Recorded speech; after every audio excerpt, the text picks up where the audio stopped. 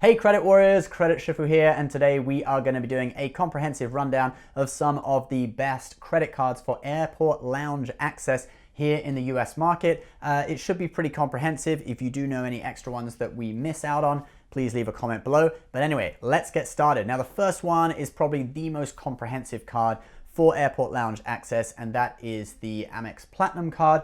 We're also going to include the Business Platinum and the Centurion because they basically have the same lounge access. So let's go through them. So with the Amex Platinum card, you get access to Centurion lounges as well as other Amex lounges, Priority Pass Select, except for restaurants, but there's an exception to that exception, which is the Grain Store restaurant at London Gatwick Airport. That's the one exception. Escape lounges, US locations, Plaza Premium lounges, Airspace lounges, Delta Sky Clubs when flying Delta, and there are a couple of Lufthansa lounges you get access to. Now I missed out on these Lufthansa lounges in my specific video on the Amex Platinum, so I'll read you out the terms and conditions here. There's only two of them. So Platinum cards may enjoy access to Lufthansa business lounges, regardless of ticket class, and Lufthansa Senator lounges when flying business class in Seattle, in the satellite area of T2 at Munich Airport and T1 Concourse B of Frankfurt Airport, so just at those two airports. And then the Centurions get some extra benefits. Centurion members may enjoy access to Lufthansa First Class, Senator and Business lounges in the satellite area of those two airports, regardless of ticket class. And then lastly, I'll just read you out the annual fees on these cards. So for the Personal Platinum, it's a $550 annual fee. For the Business Platinum, it's $595, and for the Centurion, it's $5,000 a year with an initiation fee of $10,000, so it's $15,000 in year one. Next, we have the Chase Sapphire Reserve, which gives what I think is probably the cheapest way of getting unlimited Priority Pass Select. And so this card, it gives you that unlimited Priority Pass Select for yourself and two guests. It includes restaurants because it's not an Amex. Now, the Chase Sapphire Reserve has a $300 travel credit that's super broad. It covers, trains, planes, everything, right? Subways. So you can easily get $300 a year back, and that takes the annual fee from $450 down to an effective annual fee of $150. So I would say it's the cheapest way of getting unlimited Priority Pass Select. Now let's look at another card, which perhaps a little bit more obscure, and that is the US Bank Altitude Reserve. Now this card gives you Priority Pass Select, but it's not unlimited. So you get 4 lounge/restaurant entries per year for you plus guests. Now that's kind of vague, so I'll pull you up something from the terms and conditions that kind of specifies it a little bit more. Lounge visit fees for your first 4 visits and for 4 individual guest visits are waived each membership year. So basically it seems that you get 8 passes, right? 4 are for you and 4 are for guests that you bring if you want to bring a guest, okay? So it's 8 visits for free and then you have to pay lounge visit fees. I think it's $32 per time after that. Now, authorized users also do get the Priority Pass Select as well from this card, which is cool. But the one really cool thing is that there's a travel credit of $325. So the annual fee is $400.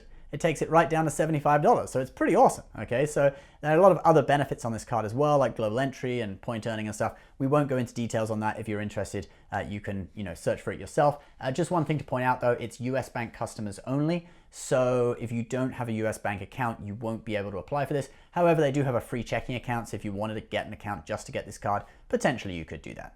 Next, we're going to get into some airline cards for the big 3 US carriers. First of all, is the Citi Advantage Executive World Elite MasterCard. It's such a mouthful to say that. Now you get full Admirals Club access when flying AA or partners. That's valued at $650 a year. If you're a returning customer, I think you get a discount. Also, if you're different levels of the loyalty program, you get discount, but the highest price you have to pay for that is $650 per year. The main card holder gets full membership, which means access to both Admirals Club and partner lounges. That would be included if you bought a membership. You can add up to 10 authorized users who gets Admirals Club only access, no partner lounges. But both primary card holder and authorized users can bring in 2 guests each. So that's potentially 33 people that could be brought into the Admirals Club just because of having this card. Authorized user cards are free, and the annual fee for the main card is $450. So it's actually a pretty cool way of getting loads of people into the Admirals Club. All right, now let's talk about the United Club card from Chase. So this is the highest tier card in Chase's United, card series. Gives you United Club membership, which includes Star Alliance lounges, $650 value, so very similar to the Admirals Club. Access is limited to when flying United. That's kind of stingy, I don't like that. Star Alliance Airlines or other partner airlines. Annual fee, $450. Pretty straightforward. Now let's have a look at the Delta Reserve credit card from American Express. Sky Club access when flying Delta operated or marketed flights. 2 guests for $29 each per visit. That's going up to $39 next year. That's crazy. And the annual fee is $450, but also on January 30th, 2020, that is going up to $550. So it's a bit of an expensive one, that, but hey, if you like Delta, if you fly them a lot, might be good for you. There's a business version of this card also available. Next, we have the Hilton Aspire American Express. Now, this is a hotel card. Obviously, it's not an airline card, but it is the highest tier of Hilton's hotel cards. It gets you free Priority Pass Select access with up to 2 guests, no restaurants except that one in Gatwick in the UK, because it's an Amex. Annual fee is $450. It does have some Hilton resort credits and stuff that you can utilize. If you are a big Hilton power user, you could probably benefit. I won't detail them here, but if you're interested, you can go and have a look yourself. All right, now we have a few more obscure ones. So the Crystal Visa Infinite card from CMB. This is one you rarely hear of, but it actually offers quite a good deal for some people. So it gives you free Priority Pass Select with up to 2 guests, but there is more. It will give you a credit for up to $550 per year for any airline lounge membership you purchase if you spend over $50,000 on the card. So potentially, if you're a big spender, this card could get you both Priority Pass Select and an Admirals Club membership, or the most part of an Admirals Club membership. Okay, full price is $650, but there are some discounts. So realistically, probably you might pay $550, but it's the best part of an annual, Admirals Club membership or United Club or whatever, right? So that's pretty cool, but you have to be a big spender. Annual fee in this card is $400. Next, we're gonna have a look at the luxury cards. First of all, it's the luxury black card. I don't really rate these cards. I have a pretty damning review on them on one of my other videos, but hey, let's just go through them. So they give you free Priority Pass Select access for yourself as well as guests, no number of guests specified. So I'm wondering whether it's like the Sapphire Reserve in the early days where you could have unlimited guests. Not quite sure. If anyone knows, please leave a comment. This card, what I will say though, is they have slightly misleading marketing. They call themselves the best card for airline redemptions through their portal. Points are valued at 2 cents per point. That's misleading because they only earn 1 point per dollar anyway. So if you compare it, say, to the CSR, which is only 1.5 cents per point through the portal, but earns 3 points per dollar on travel and dining, you'd be getting 4.5 cents per dollar value, whereas this, you're still just getting 2 cents per dollar value on travel and dining spend. So when you go into all the variables, it's not as good as they say. So it's a little bit misleading. I feel they kind of prey on people who don't quite understand the credit card industry.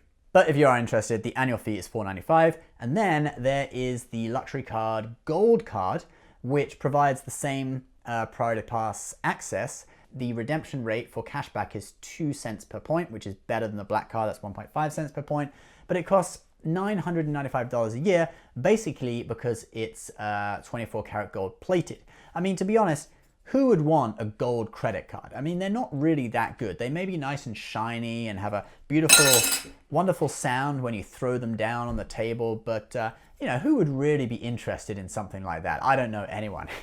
All right, guys, now let's look at a few cheaper options, okay? So first of all, we have the Hilton Honors Surpassed card from American Express. This gives you 10 Priority Pass lounge visits per year for you or guests, okay? It's just 10 passes. You use however many of them, you just swipe once, it's 1 pass. And this is for $95 a year, so it means you get each pass is less than $10 if you're, looking at the annual fee. So it's a pretty good deal for those who doesn't travel so much, okay?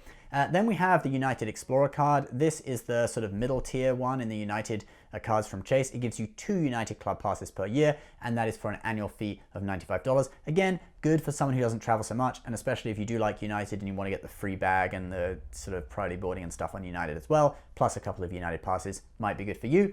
Then we have the Amex Gold card, which it doesn't offer lounge access per se, right? But it gives you a $100 airline incidental fee credit, which can be used for either day passes or even buying lounge memberships. So I used my airline incidental fee. I picked the American Airlines as my airline, and I used it to get into the Admirals Club $69 day visit. I would never pay that in cash, but since I had this credit, I was like, screw it, I'll use it.